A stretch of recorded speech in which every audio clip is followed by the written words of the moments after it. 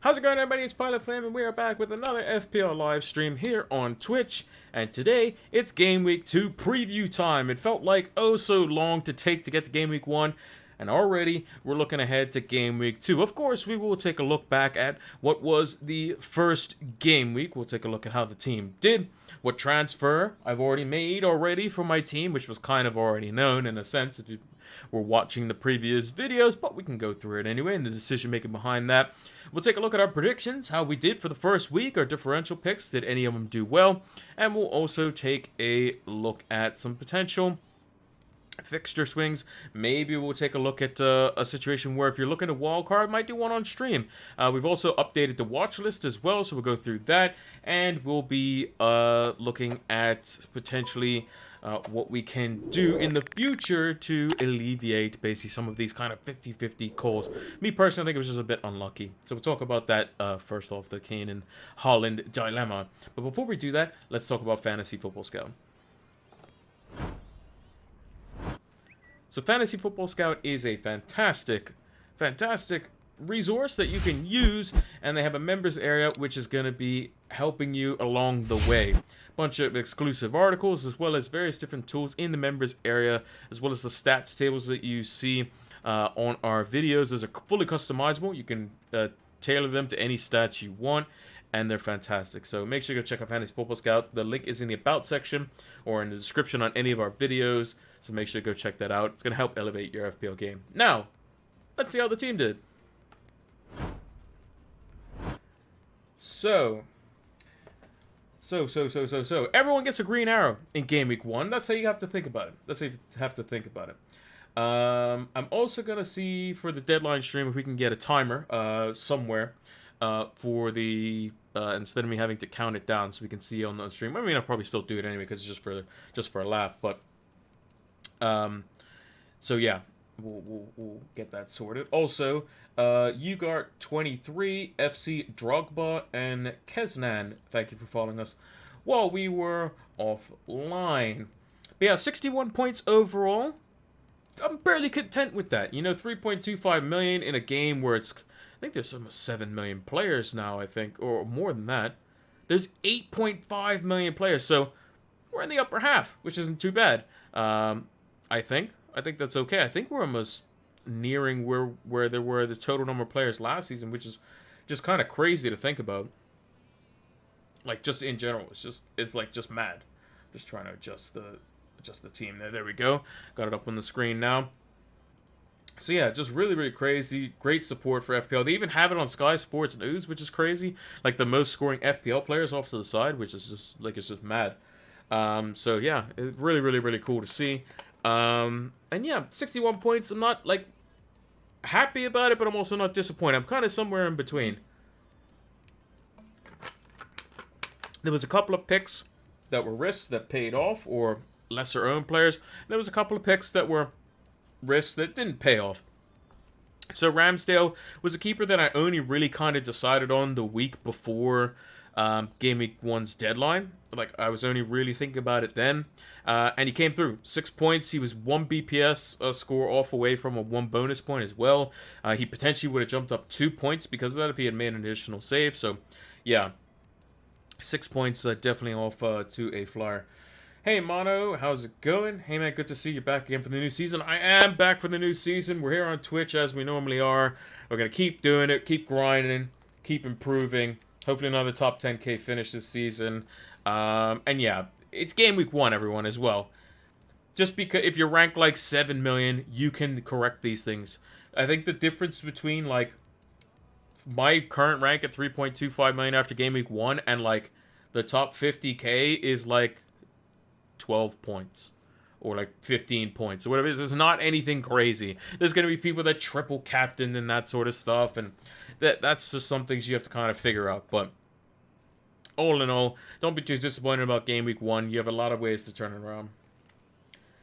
Changed in Kane for Haaland at 6:24 p.m. I guess that was 6 minutes before the deadline. I did mine basically the second I saw I finished watching the game, saw Haaland come off the pitch, and then I changed him out. And we'll talk about that later, because obviously, as you can see with my team, I started off with Kane. But yeah, just getting back to the team itself. I mean, double Liverpool defense didn't do all that. Oh, they have the new pictures up. Ah, well, Liverpool do anyway. Well, Trent's picture's new. Robertson's isn't. Yeah, Trent has the new picture. Weird. Perisic has his new picture. Oh, okay, so they're starting to put the new pictures in there. Cancelo doesn't. What about Kane? Not that it matters. No, he doesn't. What about Neto? No. Martinelli? Martinelli has a new picture. So yeah, they're starting to put in the new pictures, which is good, because we can get those off the actual website. And put them into the graphics, which is great. So yeah, double Liverpool defense didn't pay off. 1 point extra if you went Diaz over Robertson. Again, Liverpool weren't great. And they were probably fairly fortunate to come away with a draw. Nunez came on and did really well. He could eventually be our third Liverpool player that we look at. Reece James, 7 points. Somehow got himself a yellow card and then still managed to get 2 bonus points. I don't know how he does it. João Cancelo got himself a yellow card, still got 2 bonus points. I don't know how they do it. That's why they're both in my team. And Ivan Perisic came off for the 1 point. I thought he looked okay. And I think he could do well going into the set of fixtures that we want to have him for. So basically my reasoning behind having him off the start was, if he started, cool. If not, no big deal. He might not play Chelsea, but he's most certainly going to be in the team for a good few of these fixtures in here where we really want him. And do I want to be wasting a transfer on him when I could be looking to maybe swap some of the big boys around and try to chase the upside a little bit? And I think Perisic, even if he drops down to 5.4 million, 5.3, he'll go back up to that price by the time Man City away comes around, when we want to get rid of him anyway, because Spurs fixtures aren't great over those 3, so should be fine. H. Jones says, I'm surprised Kane didn't score or an assist. I had Haaland on Thursday and took him out to bring in Kane. Bad decision. Honestly, it's not a bad decision, in my opinion. Take this context, right? If I came to you 10 minutes before the deadline and I said City will beat West Ham 2-0, be somewhat comfortable, but they'll win 2-0. Haaland comes off with 15 minutes to go. Kane and Son play Southampton. They score 4 goals. And Kane plays the whole 90. And then Liverpool draw 2-2 with Fulham. Who are you going to captain?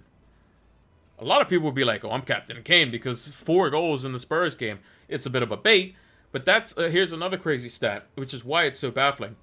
That's the first time in 15 fixtures, 15, that's the right way up, 15 fixtures, that Spurs have scored at least 1 goal in a match, and Kane and Son have not scored in that fixture. That's crazy. So it's the first time in 15 fixtures that when Spurs have scored a goal, Kane or Son have not scored, which is crazy, because Spurs scored 4 goals, Kane got no goals, no assists, Son only got just an assist.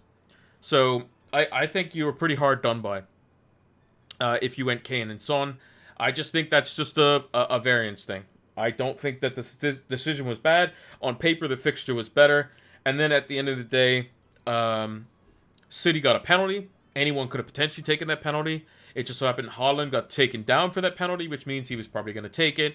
And then Haaland then scores a goal, which is obviously the De Bruyne to Haaland. We're going to see a lot of that this season. So again, for Kane to come away with nothing and Son to only come away with an assist when Spurs scored 4 goals, I just think it's just bad luck. I think the decision is fine. Logically, it makes sense. Even if you're swapping to Haaland afterwards, if you're keeping Kane, it doesn't matter. I think the decision is still fine. I took Kane out and brought in Haaland just before the price changed for both of them. Yes, as you should. That's exactly what I did too. Because I think he went up. He either went up last night or he went up the night that literally scored 2 goals. Because yeah, that's basically what I did. I just waited for the game to finish. So yeah, that's how I see it as well. It just makes sense. Price changes are kind of important, and it was a 0.2 difference, which is quite a lot. I mean, I still have 0.5 million in the bank. I was always going to do that change. The second I saw him come off and be fine, I was going to bring him in no matter what.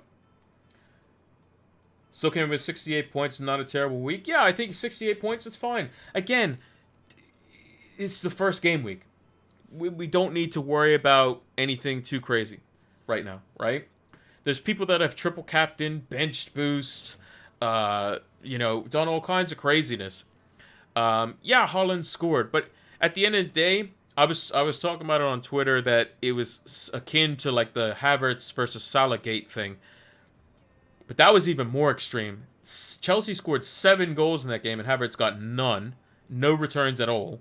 The only outfield player not to do so that started the game.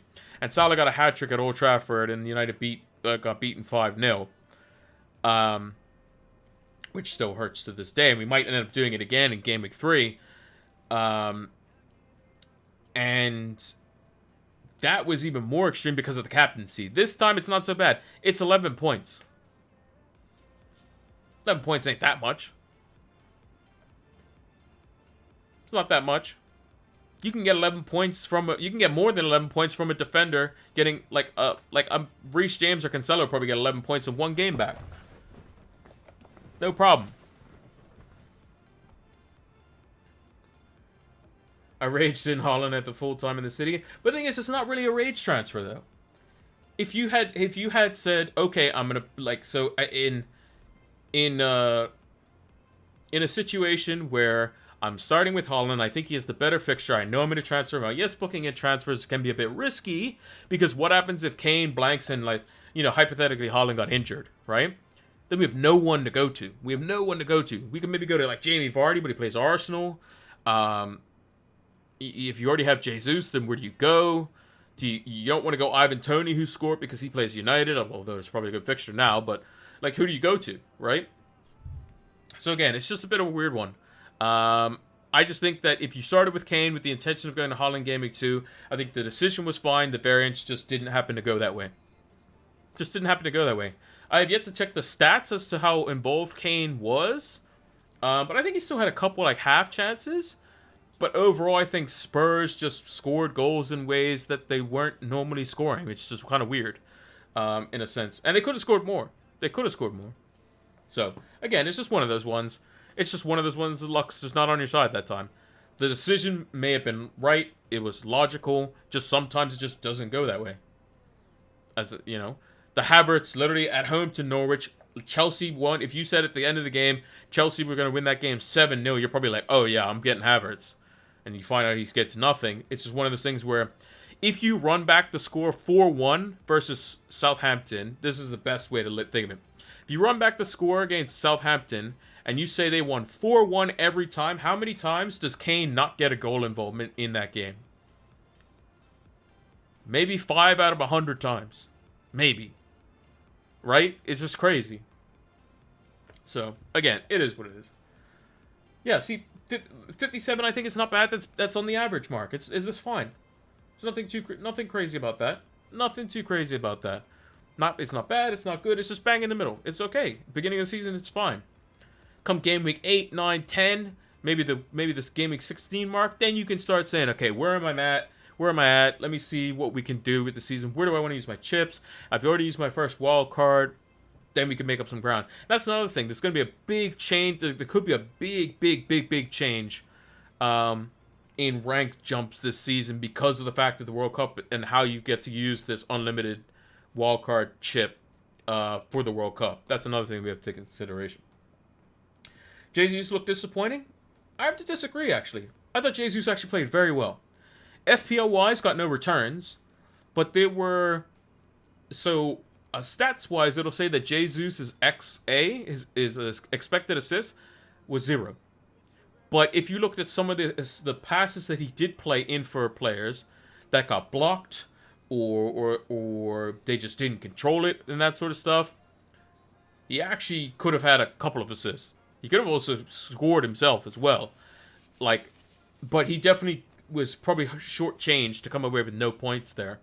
I also think Arsenal probably should have conceded too. So very fortunate to have the clean sheet. If you have any Arsenal defense at all, whether it be goalkeeper or defender.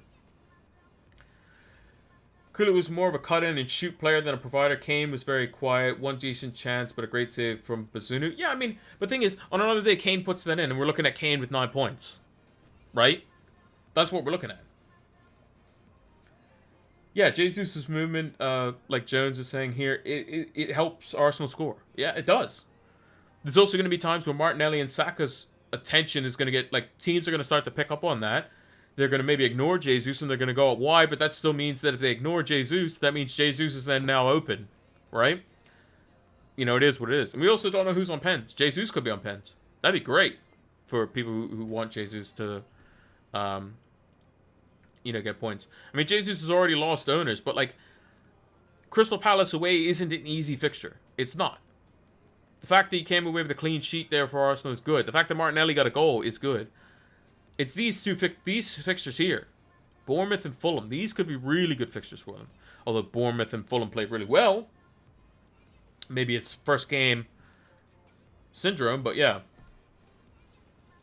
Still prefer Saka at 8 million than Jesus, to be honest. It could be a situation where Jesus just kind of drops off the line, doesn't really get much FPL returns as we thought he would, and Saka and Martinelli take all the glory. That's very possible. Jones, you make a good point. Make a very good point.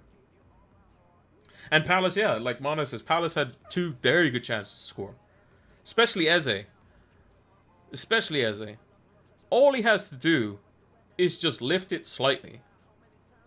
Like, that's the best finish when you have a keeper kind of rushing out a little bit, you have the ball and you need to angle it around him, is you lift it about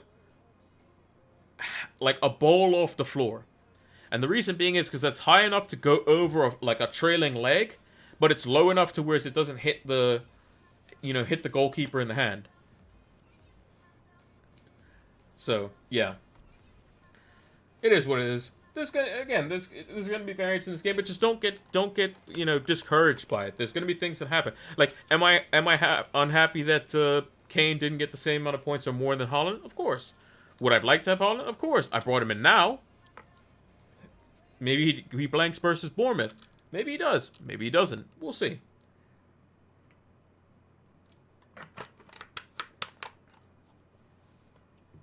But one thing that we have to remember is that those first 10 fixtures are only 10 out of the remaining 370, right? There's 370 more fixtures still to be played. There's a lot of fixtures. You can make up a lot of ground. Game week 1 is not where, like, yeah, you might start off with a bad rank. But I mean, the guy who won FPL last season, when there was only like 5 million players when the season started, maybe 5, 6 million, maybe. His rank was like 1.5 million or something like that. It was, not great, but you can start at any rank. With the amount of players this season, like, being middle of the pack is fine. I can see Chelsea and Spurs being a 1-1 draw this week. Yes, we will come to those predictions in a bit. Let me just run through the team. So yeah, and speaking of Chelsea, yeah, Reece James, again, 7 points, brilliant. Cancelo, 7 points, brilliant, fantastic stuff. Perisic, I already touched on him. I still think if he doesn't play versus Chelsea again, he's going to come on. If he does go down in price, I don't really care because I'll see him being integrated more and more into the team. I don't know what that sound was. That was some USB disconnecting. I don't know what it was, but it was USB. And I still see everything else moving. So we'll continue on.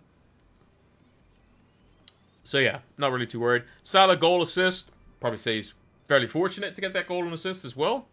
Again, bit of variance, bit of luck there. Liverpool didn't play great. Martinelli could have scored twice. Probably should have scored twice. Again, got the 1 goal. Good stuff. We'll take it. Neto. Apparently he had the assist with the assister and apparently looks very good. So again, wouldn't be discouraged by Neto at all. And same with Leon Bailey. Apparently both Neto and Leon Bailey were fantastic. They just didn't get any FPL returns. And that can happen. Things can happen like that. Same with Jesus. Again, not disappointed. Kane, a little bit disappointed because again, Spurs score 4 goals and he doesn't get anything. A bit kind of bad there. I would say the most disappointing thing out of the whole week was Liverpool's defense just being not great at all. Trent especially was awful. Mind you, anyone at the back post versus Mitrovic probably going to have a tough time. But Trent's defending and just overall play and positioning, like just on the awareness side of the game and like positioning side of the game, was very bad. Like very, very bad. Yeah, Trent was disappointing last week, says Jones. Not worried about that. He'll make up for it in the coming weeks. Exactly. Exactly. So, yeah. Nothing to stress about yet. It's just game week 1. We still have our wild cards, potentially. So, yeah. Just the last little tidbit on the Kane versus Haaland thing. If you did start with Kane and you had planned on swapping into Haaland or not, he had a better fixture. The team scored 4 goals. He just didn't score. It's just a bit unlucky. Bit of variance that just didn't go your way. That happens. It's fantasy sports. Things are never nailed 100% on paper. If they were, the game would be easy, right? It is what it is. So, yeah. And also, Haaland's kind of good. But, yeah, to come in, if your logic was, hey, look, he's new to the league, you know, coming from the Bundesliga, will he do it? Da-da-da-da. Cool. We've seen what he can do. De Bruyne and him are on the same wavelength. We can see that looks fantastic. That's why, if you want to swap from Kane to Haaland like I did, spoilers, then yeah, it seems to be a good decision to do so. Let's check out the predictions. So, I think I have my predictions tweet here. I might have to adjust it. Let me just do a little quick adjustment here so we can see what we got going on here. So that was the tweet that I put out on our previous preview stream. Put that, try to put it in line with some of the fixtures. Kind of, sort of, maybe. Not really. But yeah, so that's our predictions tweet there. Up on the screen for you. So we do the predictions every week. And yeah, we'll see how much we get points-wise. To be honest, new season. So yeah, let's see how we do. Basically, I got my little notepad here, just to keep a little track, and we kind of monitor them on the game week previews. Just a little fun game, nothing really too competitive about it, just for a bit of fun. And basically, if you get the exact score right, you get 3 points. If you get the result right, you get 1 point. If you get it wrong in any way, let's say you predict a win and it's a draw or a loss, then you get no points. Any high line against Haaland is going to be punished. Yes, I think that is what is going to happen. Can't wait to see when do Man City play Liverpool, because I think as it stands, like if Liverpool try to play the high line and Van Dijk isn't on it, or like Liverpool's defense isn't on it, like City are going to absolutely maul them.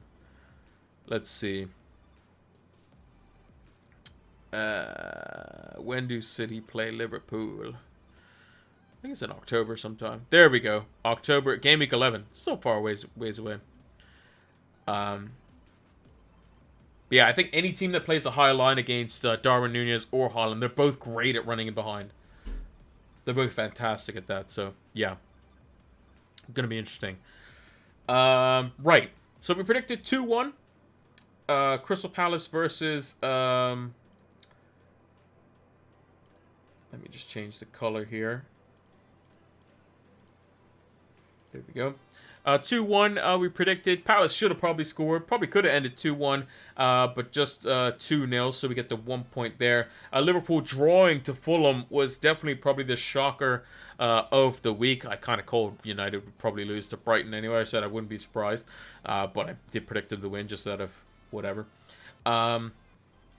But yeah, so we got the result wrong there. Aston Villa losing to Bournemouth. Aston Villa, I'm worried about Aston Villa because they have some good players, but yeah, it's not going to be great. It's not going to be great. But yeah, I got that one wrong there too. Wait till Haaland play a high line versus Maguire. Yeah, I mean, yeah. Yeah, it's going to be great. It's going to be great. Can't wait to see Haaland versus Koulibaly. Yeah, that should be interesting. That should be real interesting. It depends on if Koulibaly's kind of as the last man, or they allow like Thiago Silva to go up, knowing that Koulibaly's kind of like the recovery pace guy. But what'll probably happen is they'll probably sit Reece James into the back three. They'll shift Thiago Silva maybe across to left-sided center back, and then they'll play Koulibaly in there. That's what they might do, or they'll put Cucurella there. Maybe, I don't know. I don't know what they'll do. But yeah, that'll be interesting. That'll be interesting. I just don't want to play against City anytime soon. But yeah. So yeah, Bournemouth beat you might have won 2-0 versus Aston Villa, but you're gonna get a wake up call. Probably. Haaland's first game at home, yeah. Be interesting. Would you give Bailey another chance? Yeah, of course. Yeah, why wouldn't you? I thought Bailey was quite good, apparently. I didn't see much of the Villa game at all. Only saw, like, little bits and pieces. But, yeah, of course. I mean, Aston Villa play Everton at home. I mean, there's nothing wrong with that fixture at all. Then Crystal Palace away. Probably say give him the first 3 fixtures, see how it goes. Then it's probably a little bit dicey because he plays West Ham. He then plays Arsenal away. And then he plays Man City. So maybe the early wildcard after Game Week 3 is what you want. And that might be an idea because of the fact that, you know, you can bring in whatever Liverpool players you want. You maybe could stock up on City, whatever you want. You know, you can. Early wildcards are definitely in the plans. Villa's defense does look very shaky, but Leon Bailey attacking-wise was very good. Leeds versus Wolves. This was actually a pretty competitive game. Feistiness from the managers afterwards as well. You love to see it. The Premier League is back. It is back. So yeah, got that one wrong though, unfortunately. So I predicted 2-2. Newcastle versus Forest. Thought that was a very one-sided game. Newcastle are definitely going to be a nuisance at home. So we got that one right in terms of results of 1-0. Spurs again, same margin, but wrong score. So again, 3-0, and it was 4-1. Chelsea winning out over Everton. Thought Everton would score. Thought it'd be a little bit more goals in that one. But Chelsea just kind of coasting to a 1-0. So we got the result right there. Leicester Brentford probably could have potentially held off, but if it wasn't for Justice Silva's worldie, who was on my bench. Never was going to play him though, but he could be in contention for Game Week 3 when Neto has a bad fixture. Love to see it. Brentford being very competitive versus Leicester getting the 2-2 draw. So we didn't get that one right. We know we got the Man United score wrong because that's kind of how it works. So our predictions off the start, not off to a great one.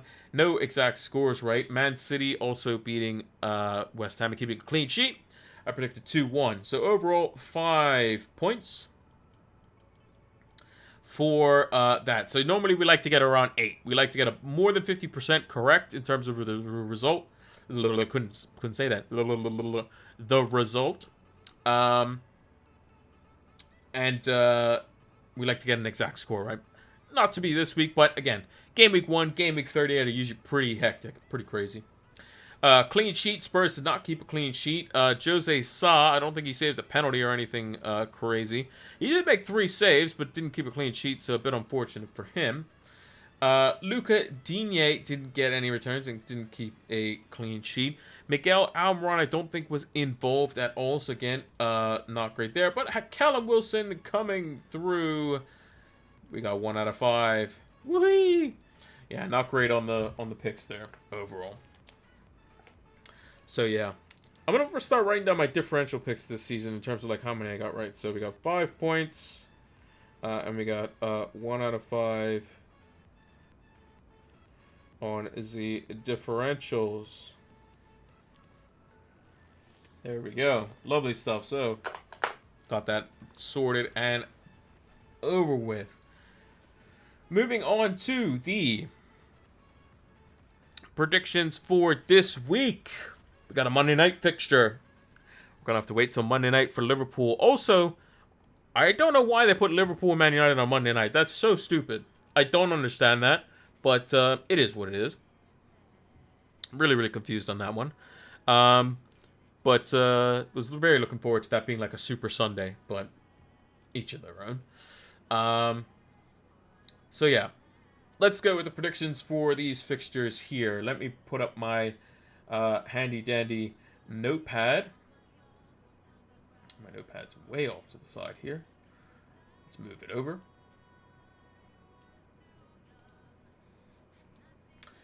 Right. Aston Villa versus Everton. I mean, I thought Everton played actually okay versus Chelsea. I didn't think they were bad.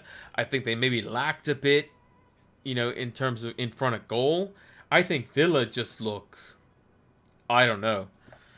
Maybe this could be one of those ones where both teams kind of struggle and they just come up with a draw, which doesn't really help anyone, obviously, in the long term. I don't know. Everton might even beat Villa. Yeah, Jones, you're right. Jones might be right. Everton might beat Villa. I'm going to sit on the fence here. I'm going to be a bit kind of halfway here, halfway there about it. And I'm going to go with Villa and Everton drawing 1-1. Arsenal versus Leicester. I thought Leicester were disappointing in the second half. versus Brentford. I think that Arsenal look very good.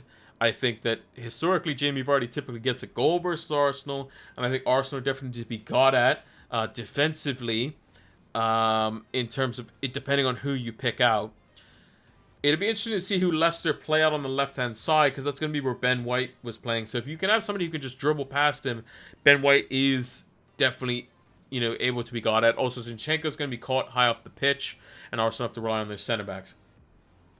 So I think Arsenal win this one. It's not going to be a good contest, though. I'm going to go with 2-1. I don't expect Arsenal to keep a clean sheet in this one. I think always Leicester are very good for like a set piece for Maddison or something as well. Gordon looks very good for Everton. He's the only player that looks like scoring for them. Yeah, which is kind of a disappointment considering that if you only have one player that's good for scoring for you, that's kind of a problem. Because if that player doesn't score, then you don't score, which is a bit disappointing. Brighton versus Newcastle. Now, Brighton coming off a win. Newcastle coming off a win. Somebody's got to lose or they got to draw in this game. Brighton's home record wasn't great last season. Newcastle's much better at home than they are away from home.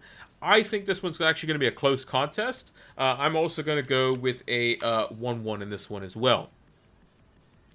Man City versus Bournemouth. I think this is just going to be a rout. I think Man City are going to win this one very comfortably. I expect Man City to... This is very rarely do I go above 3-0. I'm going to go 4-0. I expect Man City to just demolish Bournemouth. No problem. I think Bournemouth will be on the high that they're, they got points versus Villa. Okay, fantastic. Welcome to the Premier League. Now you're versus the champions. Like, that's probably what's going to happen. I think. Southampton versus Leeds. I thought Leeds were very good. I think the home crowd helped them. I think Southampton, they need to find something because they concede way too many goals. I think that the way that Leeds play will help them. But I can see this being a fairly open-ish game. I'm going to go with a 2-2 in this one. Very similar to kind of how Wolves play as well. I think Southampton will still be open for Leeds to... There's a little smudge on my monitor that I have to clean up. Got to make sure the monitor's always looking nice. I think it could play out similarly to the Wolves game, which is why I've gone with the same score. Haaland hat-trick incoming. Yeah, it's very possible. That's why I haven't captained. Spoilers. Wolves versus Fulham. This could be a very slippery one for Wolves, I think. Mainly due to the fact that I think they have to... They got to get a win here. They got to get a win because you can't be starting to drop points against teams, especially when you could be in and around like the middle of the table. You don't want to start off on a bad foot. You had Leeds and Fulham in the first two games. If you don't get a win in either of those games, and then you have some tough fixtures like Spurs in Gameweek 3, it could be a bit tricky for them. Fulham might cause another upset, Jones. You might be right. You might be right. I'm going to put it very close, though. I'm going to say Wolves. Home field advantage probably makes it, much better. When playing at home, Molineux very tough. Fulham might have exhausted all their energy versus Fulham. Versus Liverpool, sorry. Not Fulham. They can't play themselves. Well, they can in training, but you know what I mean. So I think Wolves will end up getting... they'll end up getting the win here. Brentford versus Man United. I can see this being a draw. I can see this definitely being a draw. I think both teams defensively, just at the back, don't seem to be as secure. I think that both goalkeepers are very good enough to make saves on their day, but I think that both teams will concede, and I'm actually going to go with a 1-1. I think United just aren't looking good. I don't think they have the signings that they've wanted, and as a Man United fan, not optimistic, so I expect a 1-1. So I'm just going to be real now. Just going to be real. Forest versus West Ham. Now, Forest kind of looked like a championship team when they played against Newcastle. Very much what I kind of expected out of Fulham or Bournemouth. Playing against like a Liverpool or bigger team. They didn't look great at all.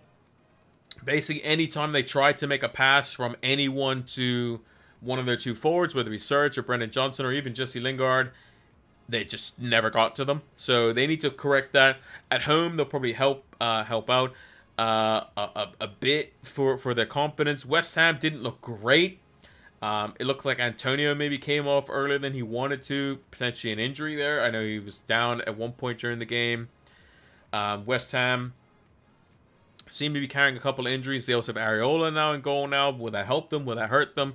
Who knows? I think Forest is still good for a goal. I can still see West Ham winning the game, though. I'm going to go 2-1 West Ham. Spurs versus Chelsea, a very, very big clash right off the bat. Antonio Conte versus former team. Tuchel versus Conte could be very fiery on the touchline. I really am looking forward to this game. I'm really, really enjoying this one.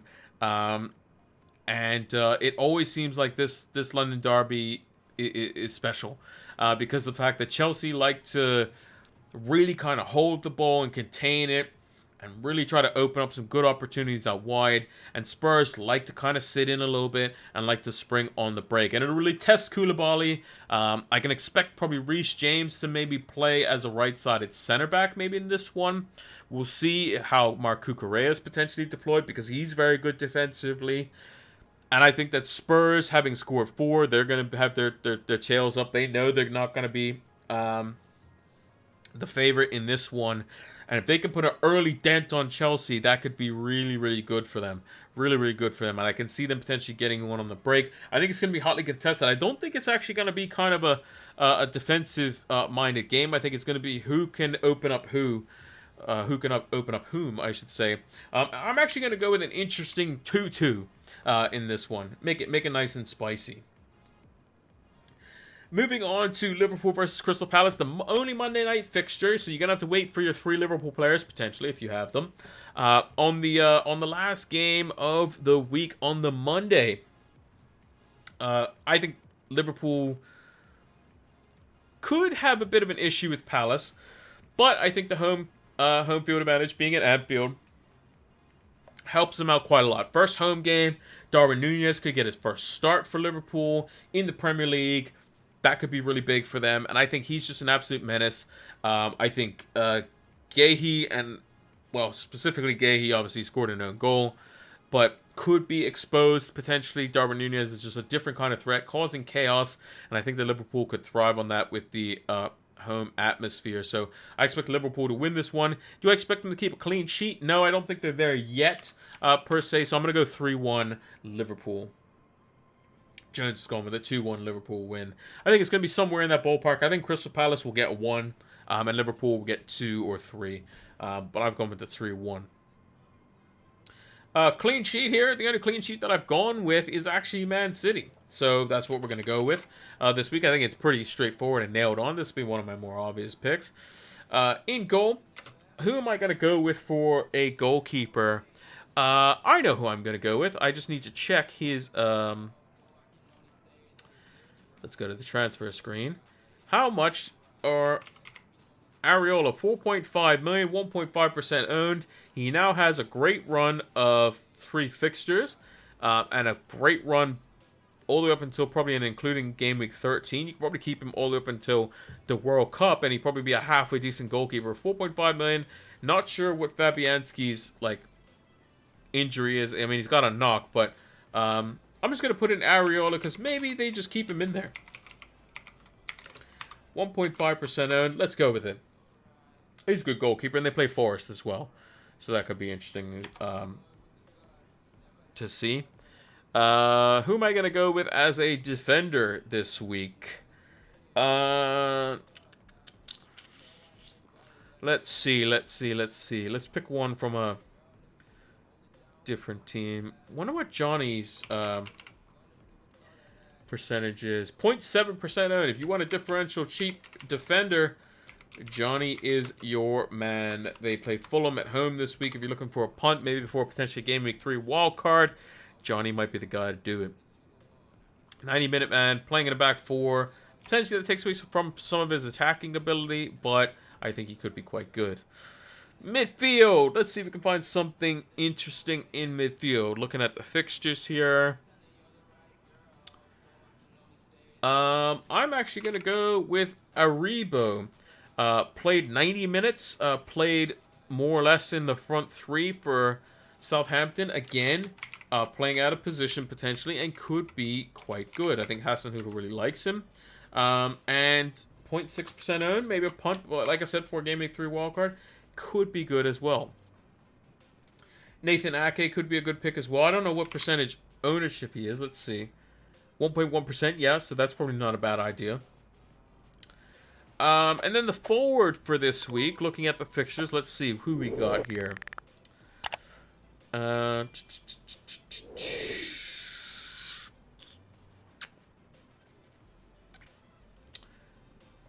Let's go with an old favorite. Let's go with Patrick Bamford, 1.5% going up against Southampton. Could be quite good. Leeds coming off a win as well. I think he could be great value for this game week versus Southampton. Played 83 minutes, looked pretty good. Got the assist. Potentially could have got more on another day. So yeah, I think Patrick Bamford could be the one to go for. So yeah, that's our clean sheet and differential picks. Yeah, let me know if you go with any of them. Again, these are very risky picks, so again, that's why they're differential. But yeah, could be interesting. Jones says, Brozier could possibly play last week after the performance Havertz had. That is true. That is very, very true. I think Broya, if he starts playing game in, game out, and they give him service, 5.5 million as Chelsea forward, woo-wee, that could be crazy. Maybe not for this week, but obviously wait and see. But I just think that this Havertz just like stays in the team when he shouldn't, and then doesn't stay in the team when he should. Like, it's really weird. Really weird kind of dynamic there. Right. Let's move over to the current team, because we have made a transfer already this week, and it is the big man up top. Scored a brace. Erling Haaland. We brought him in. We mentioned it on the previous streams as well. It was always the plan to take out Kane and bring in Haaland, no matter what Kane did. It just so happened that literally Kane didn't score after Spurs scored 4 goals, and Haaland scored the only 2 goals in the West Ham game. We were always going to bring him in. The armband was potentially up for debate, but I think I've seen enough to whereas Bournemouth at home.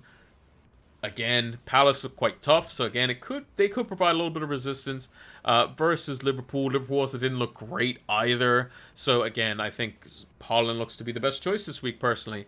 Going against the easy opposition, his team looks to be in better form. Can't argue with it, to be honest. Would you risk playing Perisic as he's playing Chelsea and not guaranteed to start? I would, because even if Perisic, I don't expect Perisic to keep a clean sheet. I expected Chelsea and Spurs to be 2-2. But what probably happens is, let's say, Perisic doesn't play. He comes on, maybe gets more minutes. And maybe Chelsea end up winning the game. He almost certainly starts in Game Week 3. I think it's just a fitness thing for Perisic right now. Yeah, I knew that if he didn't start in Game Week 1, he's probably not going to start in Game Week 2.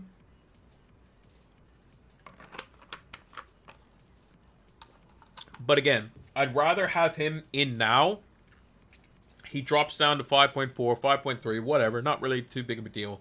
But then if he comes back in and he starts playing these fixtures here, he could then shoot back up in price, right? I always knew that was a possibility. Seems like it might come to pass. Who knows? He might start versus Chelsea.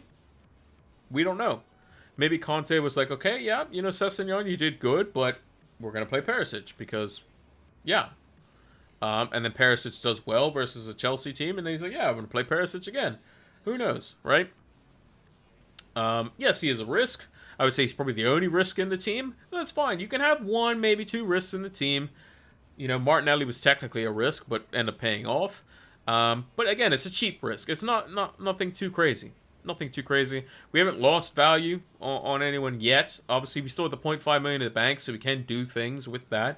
And if he doesn't work out, then we can go to somebody else.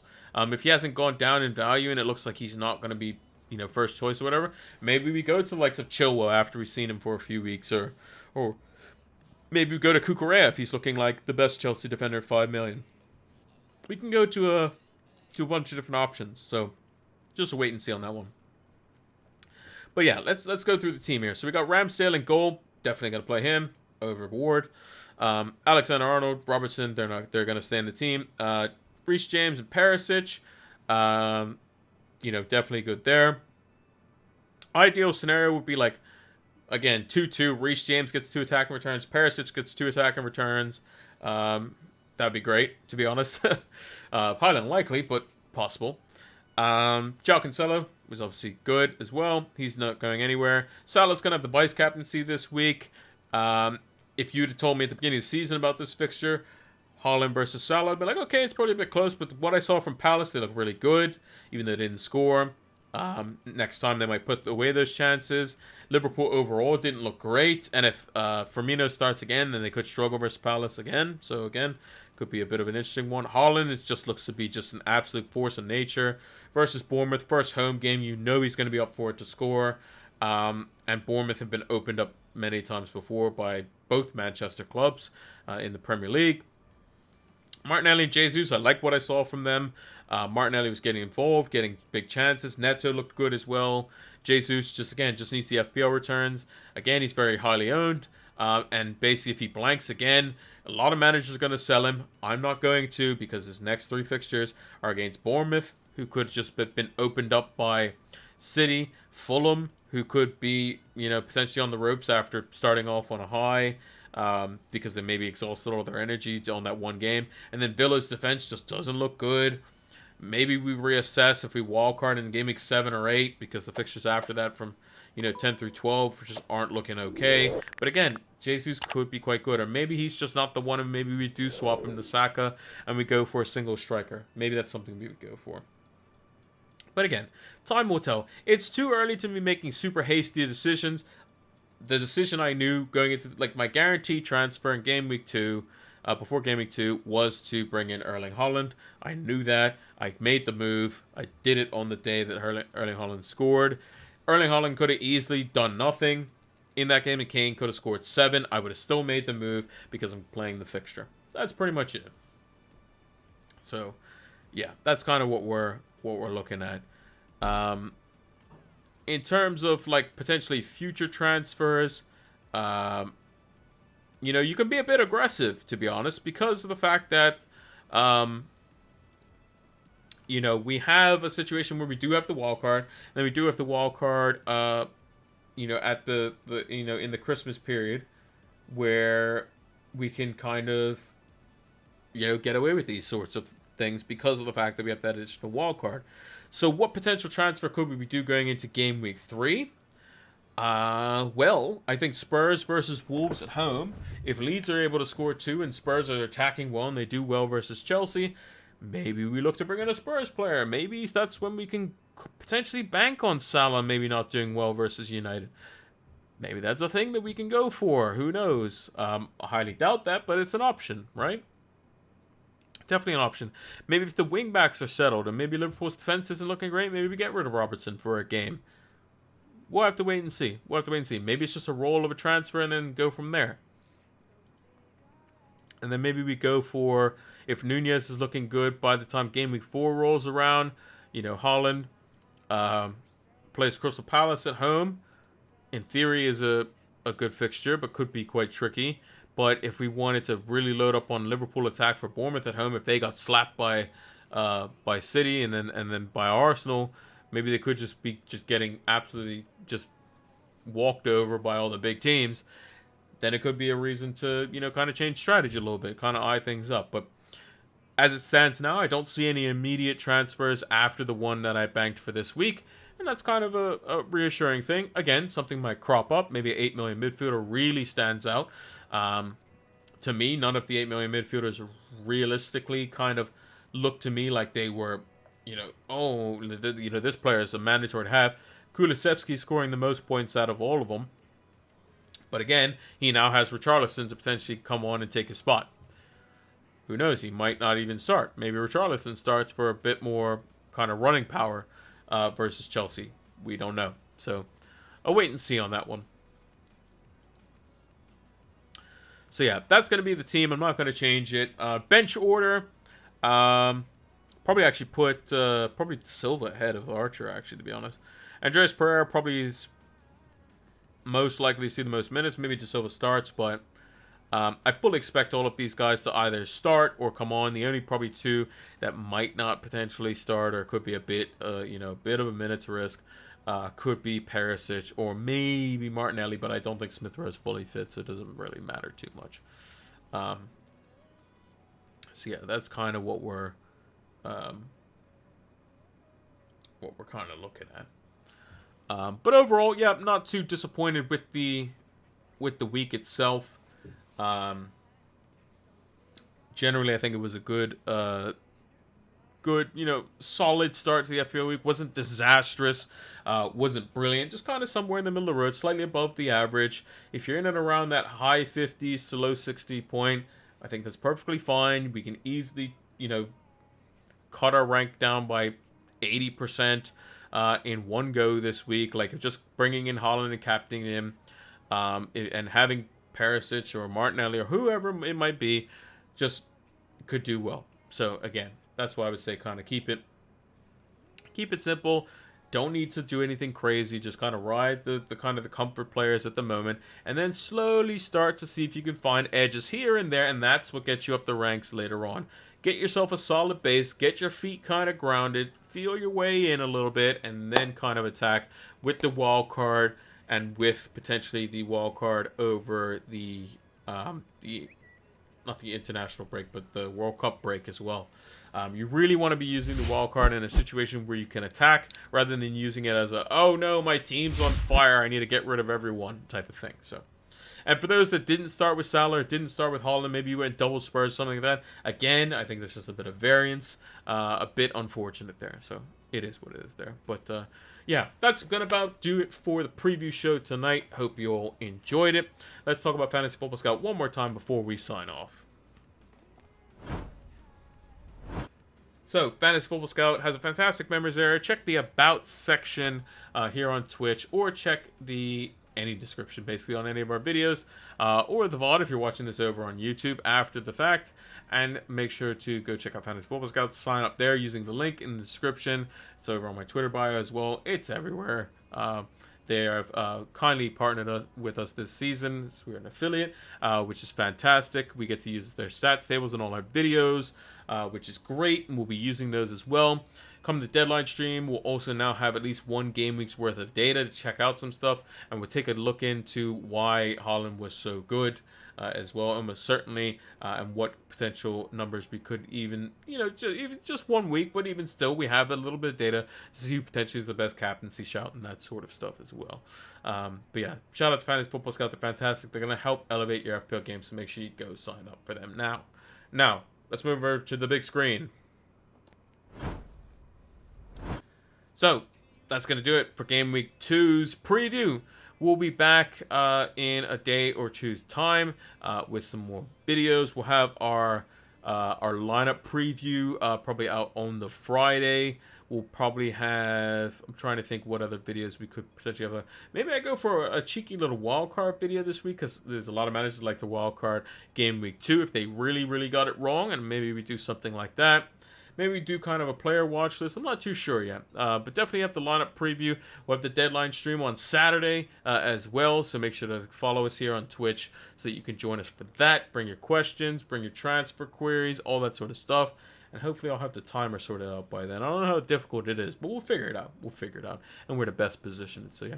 Thank you all for watching. Make sure to like, favorite, subscribe, all that good stuff. And until the next one, take care.